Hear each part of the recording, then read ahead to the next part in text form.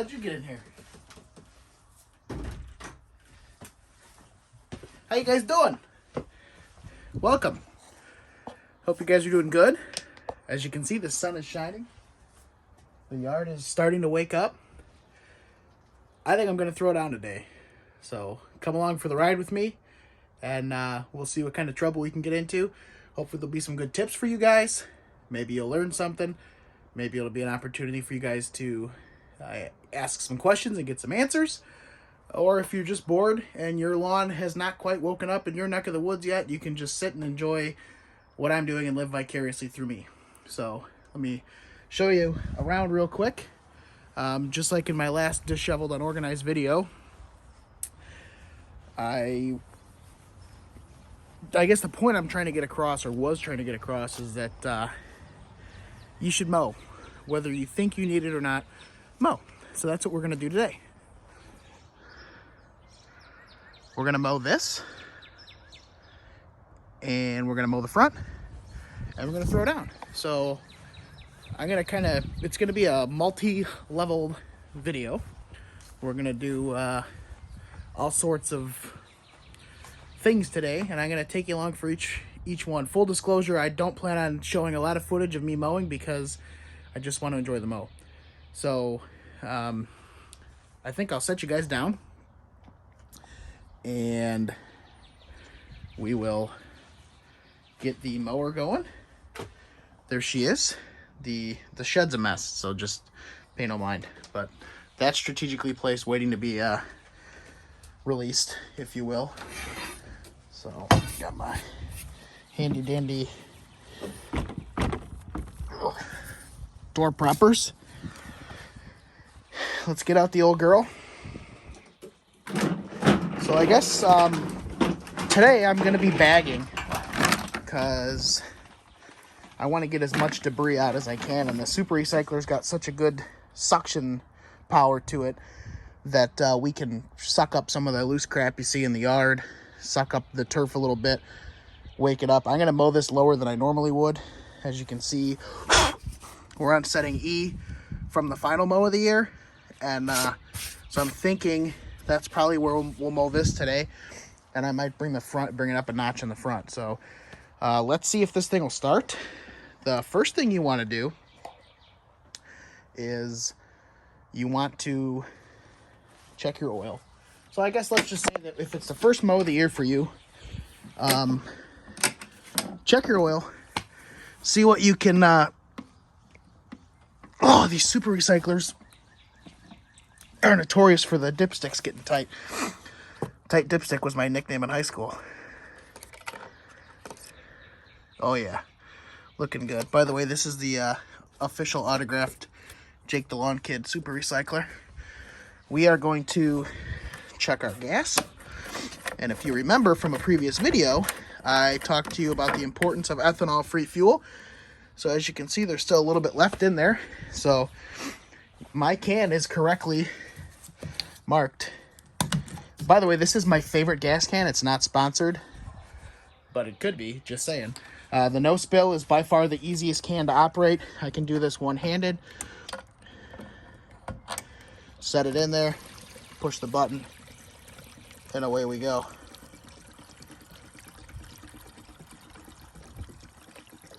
And this is VP 4-cycle ethanol-free fuel.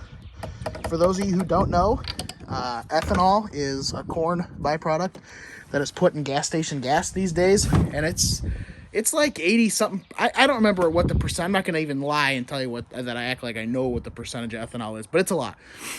So I want you guys to know that ethanol breaks down and destroys carburetors and costs you money. So $20 a gallon for ethanol-free fuel, a lot better than $90 or $100 for carburetor repair, especially on a new piece of equipment. So 4-cycle, it means you do not mix your gas and oil. It means your gas and your oil are separate. So pretty much anything Toro made in the last 10 years at least is going to be 4-cycle. So I did nothing to this mower. I didn't run the gas out. I didn't add any stabilizer because there's no need to when you run either VP or True Fuel ethanol-free fuel. So I'm going to set you guys down on the tripod. I'm going to start the mower, and full disclosure, it's probably going to take several pulls because it's been sitting and it's kind of chilly out today, but it'll start right up and run like it was intended. There'll be no surging, no starving for fuel because my carburetor's clean, because there's no ethanol to break down. So without further ado, let's do our first startup of the year. I'm so excited.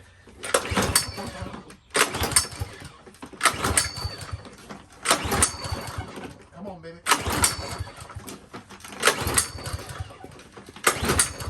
Uh-oh.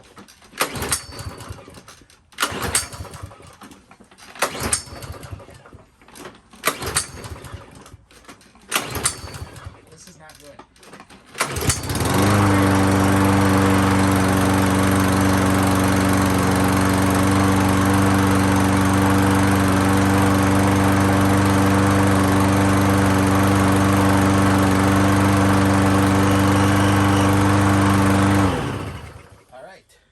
So it took a million pulls, but it started right up and it was instant power, no surging. That's the beauty of, I'm out of breath, ethanol-free fuel. That's why it's good to get out in the yard and do some stuff, because it gets you out of the winter mode and into the summer mode where you can have some fun. So I'm going to start up the leaf blower, and I'm going to just blow some stuff out from the corners, all that kind of stuff. I might cut down those grasses, so you're probably not going to get any mowing footage of me because I really want to just enjoy this mow. So let's just take some time. I'll check in with you once I'm done in the back and done with these grasses, and we'll go from there. So we'll see you guys in a little bit. All right, friends, taking a quick break. That's what I've filled up so far. I mean, it's just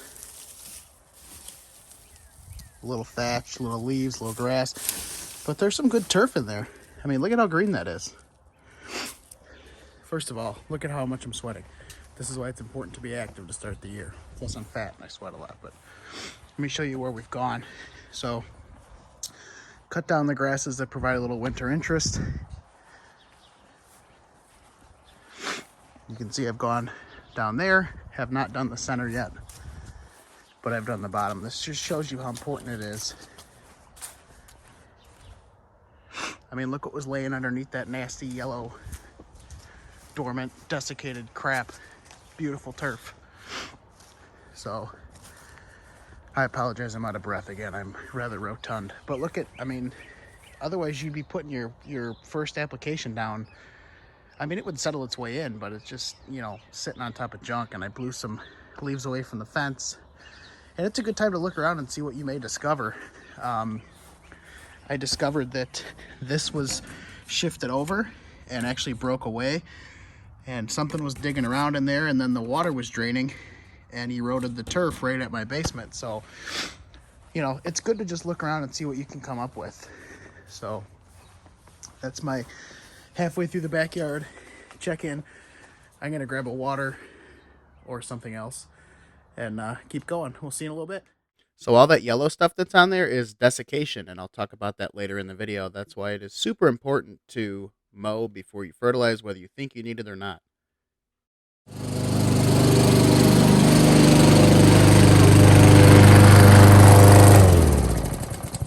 Okay, so let's take a walk and show you what I did. First of all, the smell coming off this grass is just, all I'm gonna say is I wish you guys could smell it. Just smells like wet ass. So here's what we got. You saw what we had before, here's after. So while I was alone with Jimmy Buffett in my ears and my thoughts in my head, I was playing lawn detective. And my lawn detective spidey senses started to tingle. Because I was thinking to myself, well, why does the back look so much worse than the front? Because here's the front. It's looking pretty good. So my thoughts were, okay, well, something here is different, obviously. The 2-3 inches that were sticking up were disgustingly brown, just kind of nasty. And I knew it didn't get its final cut, but I was like, look how sweaty I am. Ugh. But I was like, okay, there's no way that it's just from a final cut. So as time went on, as I was mowing, I realized we face north. the wind comes howling through here in the wintertime, and we're higher than the rest of the neighbors. I mean, you can see the slope of the yard, and you can see how much higher we are. So the wind comes howling out of the north, and I watched it happen firsthand this winter. All the snow from the center of the yard blew this way and just drifted here by the back door and buried that stuff over there. So you can see it's greener here. I didn't mow that. I just left it because it's really mushy. It's green right there. Well, that's the heat from the house, but this was not mowed. From this line, that way was not touched. And it was a lot greener by the fence. Well, the fence acted as a barrier from the wind. This area was out in the open, and this area had snow cover. So this was all desiccated. And you hear people talk about desiccation. Well, all desiccation is just an extreme, it basically burns up the grass. It's the wind whipping across it. So once the wind blew all the snow off of here, it was just alone with itself to fend for itself out in the open. Oh, it stinks back here. And then it was just left to dry out. And then I had this huge spot over here, and I was like, well, what the hell happened here? And I remembered the cover blew off of my charcoal grill and landed here. And this is what happened. It wish you could smell that. It just ended up trashing this section of the grass because it was suffocated. And this was like in the fall. So that's it. Play a little lawn detective. That was desiccation firsthand. And I cut the tops of it off, and it looks a lot better. The camera doesn't quite do it justice, but it's looking good. So it's ready for its first application of the year, which we'll talk about in a little bit. So I'm gonna go around front and mow the front. I'll probably raise it up a notch. We'll blow out the bushes, maybe trim my rose bushes a little bit. Maybe we'll talk a little bit about that. And then I'll see you guys when I check in again. Actually, you know what? Let's dump the bag together. See if I can do this one-handed. Actually, here's what we're gonna do. No editing here, bruh. We're just gonna go. Gonna set you guys up in here. And we're gonna look at what comes out. I didn't mess with my mics today because I knew that it has these AirPods in. By the way, if you're an Apple guy, these AirPods rule. Look at that. Look at it.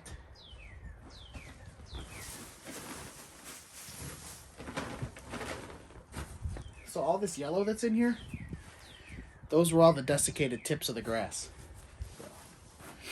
And obviously, the first mowing of the year is important because not only does it set the stage and prepare the stand of turf for your fertilizer to take hold, it also promotes growth. When you cut its head off, the grass blade that is, it wants to replenish what you cut off. So the same science that happens in the summertime when it wants to photosynthesize and grow, it's going to kickstart it. Once you mow it, it's like, ooh, it's time to go. And then you're going to give it some fert, and it's going to be like, ooh, I'm awake, I'm rejuvenated, I'm ready to rock and roll. So you're basically turning the ignition on your grass to wake up and start growing. So I'm going to put the bag back on this beautiful thing, move the operation out front, listen to some good tunes, blow the beds out, and we'll check in a bit. See ya! So we went over here to the front, which my intentions are to get rid of these. There was trees here at one time, and I don't, as you can see, there's still some stuff trying to come up. I don't want these here anymore. I'd like to just sod this, and I don't want to put trees in because trees are a lawn's worst enemy. So those are a type of daylily, and I just took my hand and just pulled all the crap off the top, all the dead leaves, the leaves from trees, the stalks from where they bloomed.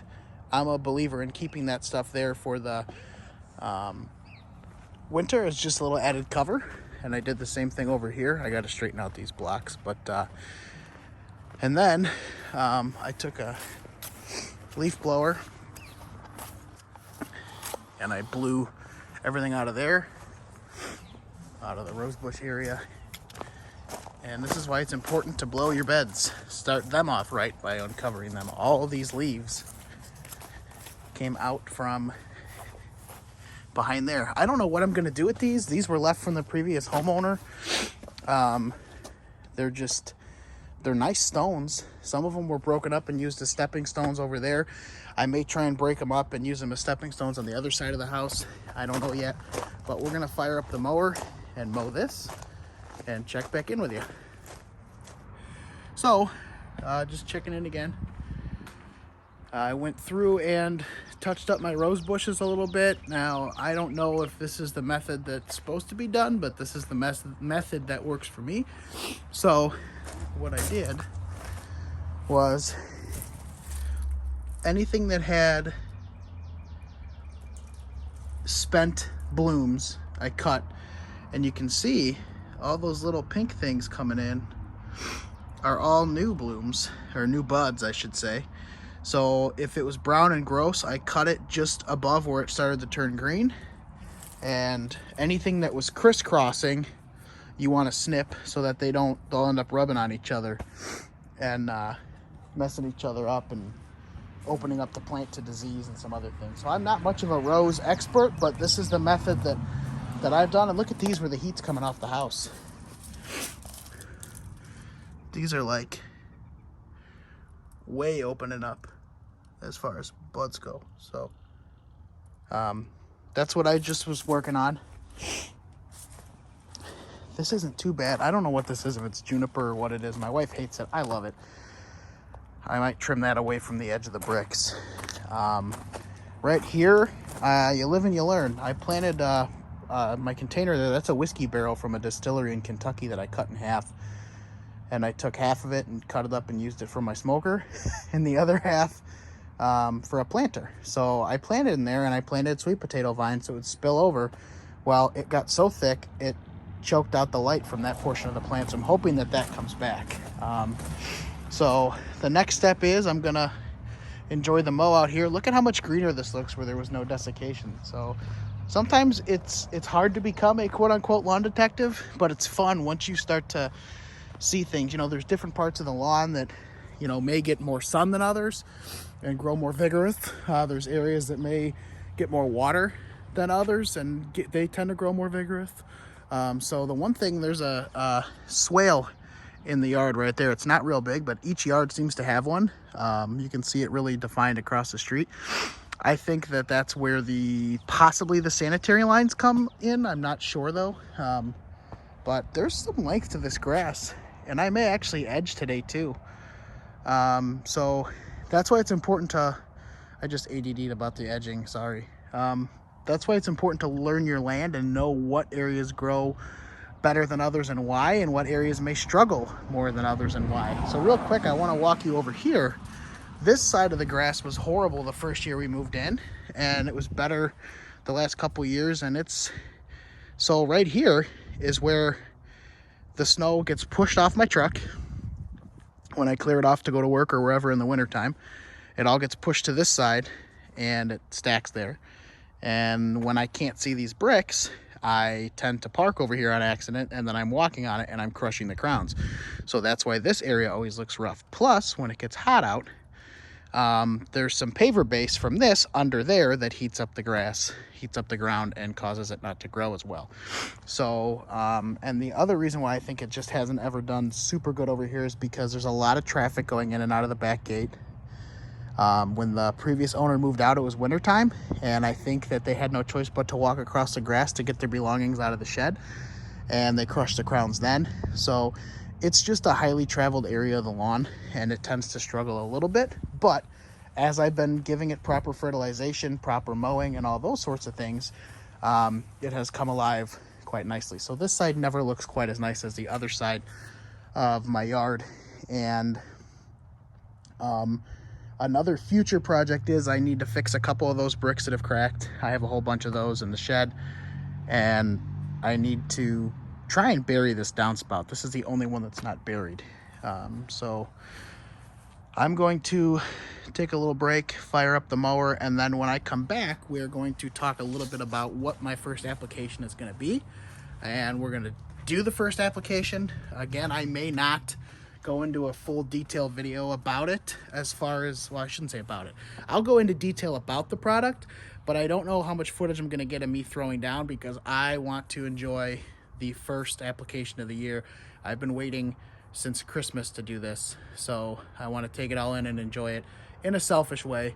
But we'll go over a little bit of the pounds per 1,000 square feet, some of that stuff. I don't want to, my goal with this channel is I don't want to repeat what other channels are doing. Like, I was inspired by Alan Hain, the lawn care nut, and inspired by Jake the lawn kid, my buddy Jake, and I was inspired by those guys. So I don't necessarily want to rip off the content that they produce, because most of you who are coming to YouTube to look at lawn videos are already into lawn and gardening, and it's part of your normal subscriptions and your normal routines. And then some of you are new, who don't know much about lawns and are looking for that info. So I need to kind of toe the line a little bit and decide if I'm going to, you know, how much of the actual how-to content, or how deep I want to dive into the how-to content, because I don't want to take away from those other guys. So, you know, those guys have numerous videos on the science behind pounds on the ground and, you know, all that kind of stuff. So this channel is going to be more of what I do and why, and a lot of my tips and stuff as far as taking care of my rose bushes, taking care of my perennials. You know, maybe we'll take some walks around the neighborhood and I'll identify some flowers, and just, I want to give you a little bit of a new sort of thing on the channel without ripping off the other guys. And I know they wouldn't say I'm ripping them off. They would be all for it, but that's kind of what I'm looking to do. So when I get down to the part of the video where I do the fertilizer, I'll just try to keep it short and, you know, give you some basic info. But I do definitely want to go over what I'm putting down, what it does, and why. So after my water break and my mowing, we will see you again in a couple minutes. Bye. Hello. Welcome back. I'm having a little adult beverage as a break. So the next step in the process, just to get you caught up, I have mowed, and I have edged, and I have blown. So my mow, which is usually just one that requires me to just mow to pick up debris and whatnot, turned into an actually really good mow, where it turned out that it was striping and everything else, and it took some of the brown stuff off the top, and underneath, lo and behold, there was some really, really nice green stuff underneath. How you doing? Good. And so I'm thrilled about that. The next step in the process is applying a pre-emergent followed up by a just good general purpose fertilizer. So we applied the last year and the year before, I applied prodiamine, which is a granular pre-emergent. And what pre-emergents do is they stop certain grassy weeds from germinating before they emerge, hence pre-emergent. So what I'm going to be using today is prodiamine. It is a 007 guaranteed analysis. Just so that you know, the three numbers on a bag are called the guaranteed analysis. And they guarantee that each one of those numbers is a percentage of a component in the fertilizer. Nutrient, whether it be a macro or a micro. And so the first number is the N for nitrogen. The second number is the P for phosphorus, and the third letter is K, which is the periodic table of elements symbol for potassium or potash. So the prodiamine is a 007, meaning of everything in the bag, there's 0% nitrogen, 0% phosphorus, and 7% potassium, and that's just used as a carrier to help spread the product.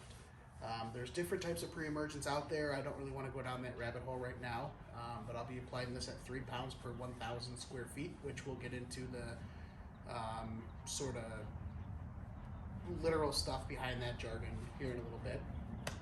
And then the second application is going to be Flagship. This is from a company called Yard Mastery. Both of these were bought on yardmastery.com. For those of you who don't know what Yard Mastery is, it is a tremendous company that is an awesome resource for DIYers. They are a startup that is an internet company that surrounds themselves and prides themselves on empowering DIYers. So they have products, guides, books. It's started by Alan Hain, the lawn care nut. Go subscribe to his channel if you haven't already. He's the inspiration for my channel. He's a really good. We became really good friends, and it's a great company. So Sunnyland Corporation out of Florida is who manufactures these products. And we talked about that guaranteed analysis. Here it is right here. If you can see that, 2406. 24% of everything in this bag, of everything that's in this bag, 24% of it is nitrogen, 0% of it is phosphorus, and 6% of it is potassium. And so this will be applied at 3 pounds per 1,000 square feet as well.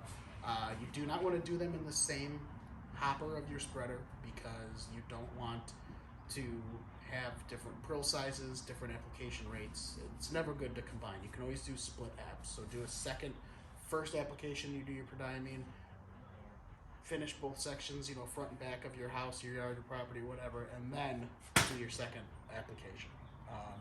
This is a really good all-purpose fertilizer. It doesn't have too much nitrogen. It's going to wake the lawn up and help give it what it needs to get going. Crabgrass generally germinates as soon as the soil temps hit 55. We were at 55 a couple weeks ago, and then Mother Nature decided she wasn't ready to have spring yet, and that little push caused the grass to grow, caused the perennials to start to bloom and open up. Tulips started to push through early. Some of the magnolia trees in the neighborhood have buds on them, so then we kind of cooled down again. We got some snow. According to the Yard Mastery app, my soil temps are 38 right now. So it's a little early soil temperature wise, but it's spot on for timing wise, because we're a couple days into April now, and within the end of the week, I think our temps are going to be in the 50s, upper 50s, low to mid 60s. So that's a little science behind pre-emergence. Basically, the crabgrass seed germinates in like May, June, late April.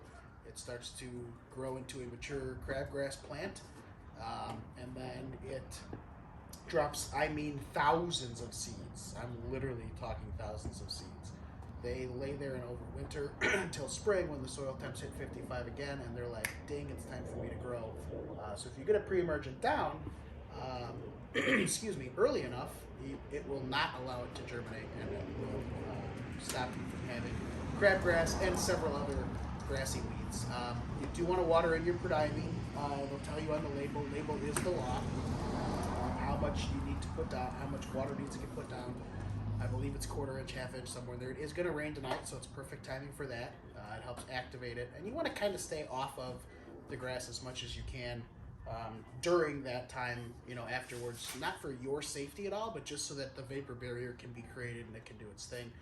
And then when you're done, you want to always blow your sidewalks off, because that is good cultural practice. You want to keep the granules of fertilizer in the grass in the areas they're designed to work in and out of our waterways. So I'm going to go ahead and get the applications done. Again, for selfish reasons, I'm not going to show much of the process because I want to enjoy it because it's the first one of the year. And again, I want you to rely on some of the other channels that are out there. And then once I'm done with prodiamine, we'll do the flagship. And flagship's got a little bit of iron in it.